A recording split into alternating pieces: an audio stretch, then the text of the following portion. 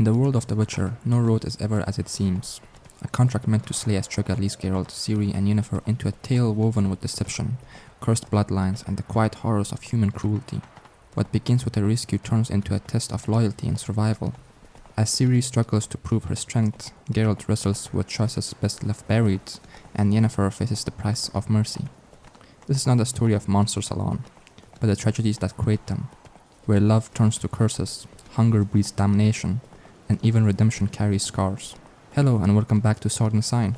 Today we're covering the comic The Witcher, Curse of Crows. This story takes place after the event of The Witcher 3, Wild Hunt. So Geralt and Ciri are already past some of their biggest battles.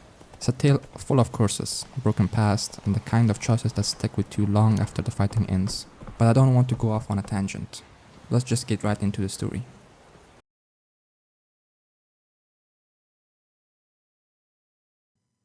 The story begins with Geralt and Ciri coming across a giant who's caught a woman, carrying her off like some prize. Geralt quickly realized the giant is none other than Rockslide, the same one who once traded a boar for a barrel of vodka. Thinking fast, Geralt approaches Rockslide and offers him a bottle of dwarven spirit in exchange to release her. He warns the giant that if he keeps her, she'll probably yell the whole time. And does Rockslide really want another headache along with his actual wife? Eventually, Rockslide takes the spirit and leaves the woman behind. The woman introduces herself as Jane. She explains she was on her way to Novigrad before the giant caught her. Geralt and Ciri decide they will escort her there, since they are headed that way anyway. They have a contract to take down a Striga. For those unfamiliar, Striga are cursed women, something between a werewolf and a war dog. Dangerous and deadly. Jane, understanding the risk they are taking, asks, why bother at all? Ciri simply answers, someone should. As they travel, Ciri and Jane share their stories. Ciri tells of a shy troll who used to watch her from afar. Jane speaks of her boring life in a village. Born to a wealthy farm owner, she grew tired of a farm life and wanted something more. But when the war broke out and so many men died, she decided to ride as far as she could. Ciri then asks Geralt about the Striga. He shares the tale, one we know from the first novel book. A king had a child with his own sister, planning to marry her, something that horrified the entire court. The childbirth was so monstrous that the midwives take their lives one by one. The next day, they stop at a healing place. An official shows them a poster of a wanted man, someone who murdered many men and women, robbing them after luring them in with a false promise of safety from the war. Geralt says he will keep an eye out, no payment needed. A bit unusual for a Witcher to pass on coin, right? But Geralt isn't the one letting monsters or humans or otherwise to roam free. Time passes as the group make their way toward Novigrad. On the way, they take contract, bat, and explore. Just before reaching the village, on their final stop, everything changes. In a twist that comes out of nowhere, Jane isn't Jane at all.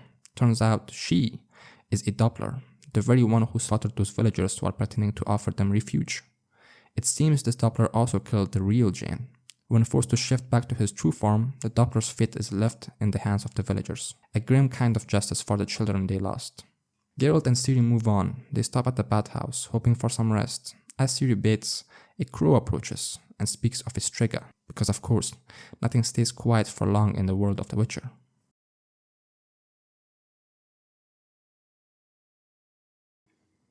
The tale picks up with the crow. It speaks to Ciri, not just about the Striga, but about naked woman and the fairness of the world. Strange words, which Ciri later shares with Geralt. But for now, they don't dwell on it. They simply press on towards Novigrad. As they travel, Geralt continues telling Ciri the story of the Striga. He explains that many Witchers before him tried to stop it. Some died, some fled, but Geralt made the choice to save the Striga, even though doing so left him badly wounded. The palace where the Striga resided had long been abandoned. The people couldn't live there, but they couldn't force the beast to leave either. During that contract, Geralt spoke with Ostred, a courtier who had brought in countless sorcerers. Ciri points out that something about Ostred in the story seems off. Geralt agrees. As it turns out, Ostred was the one who cursed the child, not with a potion, not with a magic, but with words. He had loved the king's sister. The relationship between the king and his sister had outraged him, and the curse was his way of making the king feel the same heartbreak and rage he felt. Ostred tried to kill Geralt, but Geralt stopped him. Ostred was bound and left to watch as midnight approached, the hour when the Striga would awaken. Geralt wanted to see if the man could outrun the horror he had set loose. They pause their storytelling as they finally meet the person who issued the contract. Turns out it's one of the maidens who had been present at Ada's birth. She shares her story of the aftermath. how she fled the cursed palace. There, she heard the Striga had begun terrorizing a different region.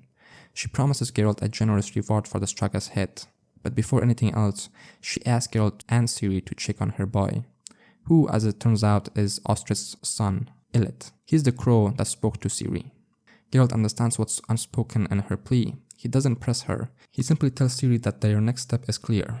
Gather knowledge, research what they are dealing with, and plan carefully. Days pass as Geralt and Ciri carry out their investigation. They meet the son as well and talks and goes around with him in a while. As often in the Witcher's world, it eventually leads them to a bathhouse. Geralt for a brief moment finds himself accompanied by two young women. But before anything can come of it, Yennefer appears. As only Yennefer would, stepping straight through a portal, bringing their plans to an abrupt halt.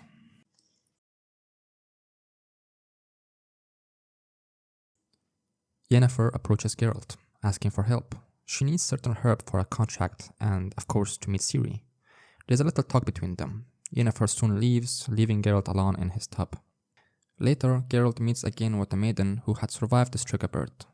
He asks if she knows anything more about the creature. She doesn't, but she does share something unsettling.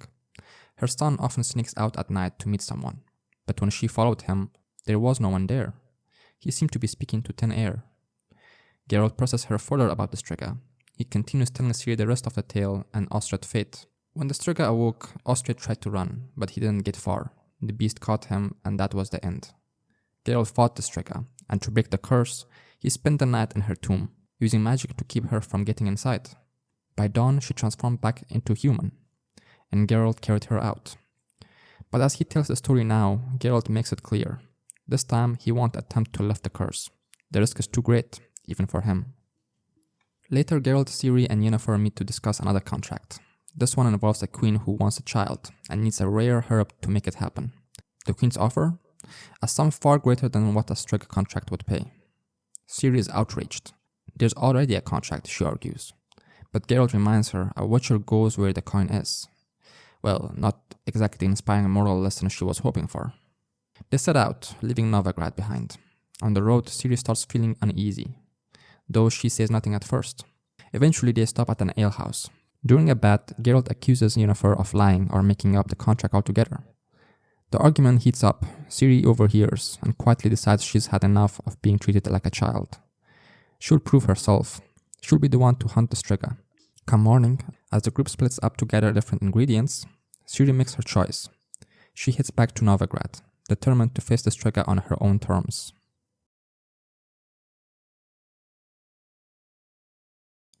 Chapter 4 opens with Ciri entering an alehouse, where she's immediately harassed by some thugs. But Ciri isn't one to tolerate that. She beats them down and puts an end to their nonsense. Looking for a room, she's told by a maid that there is no room left, and instead the maid offers to take Ciri to her mother's house for the night. Ciri agrees. On the way, they pass by the bathhouse. Ciri stops for a moment and meets other women, including the owner. They talk of loved ones, revenge and loss. A quiet moment of reflection before what's to come. Eventually, Ciri follows the maid to her house and rests there. It's there that she meets Ilith again. Ilith warns her, don't kill the Striga, leave it be. But Ciri has already made up her mind. She's going through with it. Ilith flies off, landing at an abandoned building where he speaks to a creature he calls his sister. This is the so-called Striga, but in truth, it's something else entirely. Ilith urges her to leave the area. He warns her that Ciri will come after her, but the creature refuses. She tells Ilith not to side with the Witcher, reminding him that their kind, hers and his, are always hunted by the Witchers. Meanwhile, Geralt and Yennefer wait at an appointed place, expecting Ciri to join them, but she's not coming. They don't know she's already gone off on her own. Back at the alehouse, Ilith appears again, this time to warn Geralt and Yennefer about what Ciri is about to do. He tells them that this isn't a Striga, not really. The creature walks in daylight, not bound by moonlight. Realizing how serious the danger is, Geralt and Yennefer rush off to find Ciri. But by the time they reach her, Ciri is already fighting the creature. Confident at first, she throws bomb meant to harm a Striga, only to learn in the most painful way that the creature isn't what she thought. The beast slashes her stomach, nearly killing her. In the last moment, Ilith and his crow farm swoop in and saves her, just as Geralt and Yennefer arrives to find Ciri unconscious and badly hurt.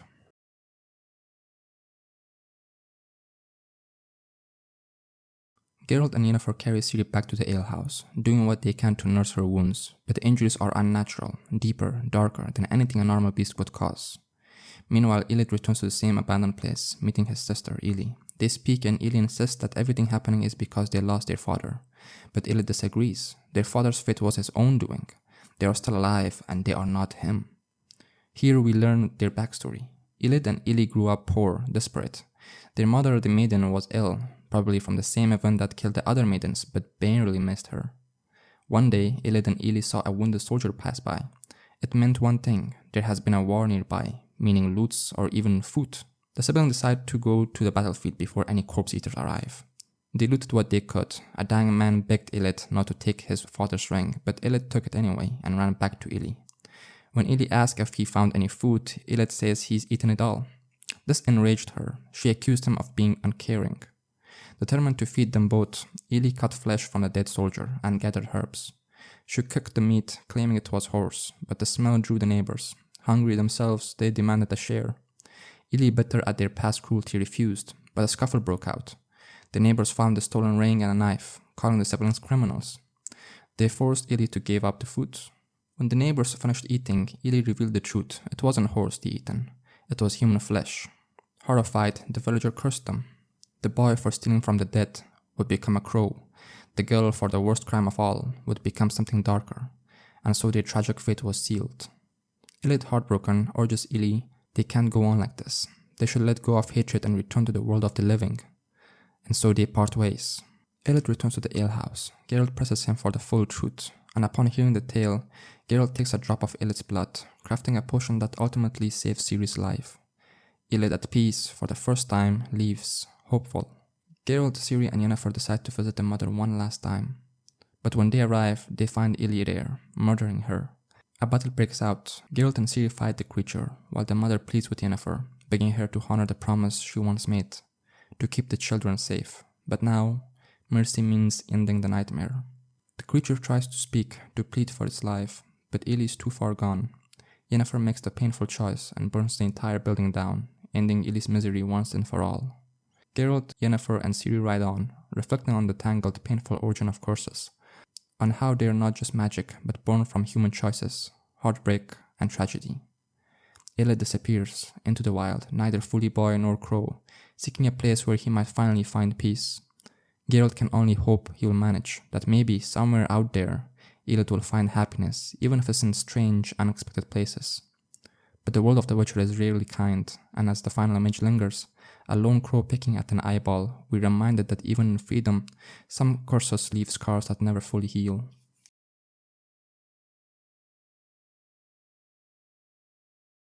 Curse of Crows delivers an awesome Witcher story that really captures the dark, tragic heart of the universe.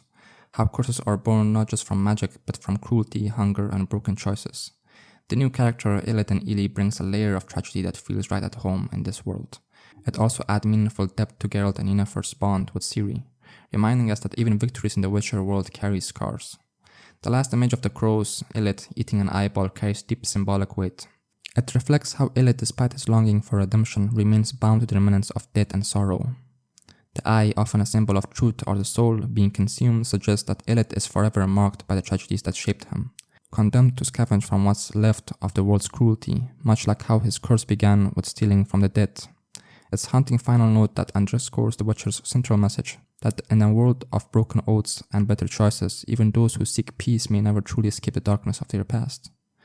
Personally, my only issue with the story is how the comic sometimes treats Ciri too much like a child, despite everything she has already proven against enemies as powerful as the Wild Hunt.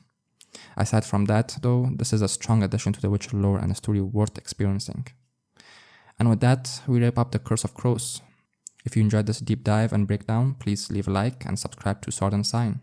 I'm pretty new to making YouTube videos, so if you have any suggestion or general feedback for the quality of the video, please let me know in the comment section as I will be reading them. Other than that, thank you for watching and I will catch you guys on the next one. Peace.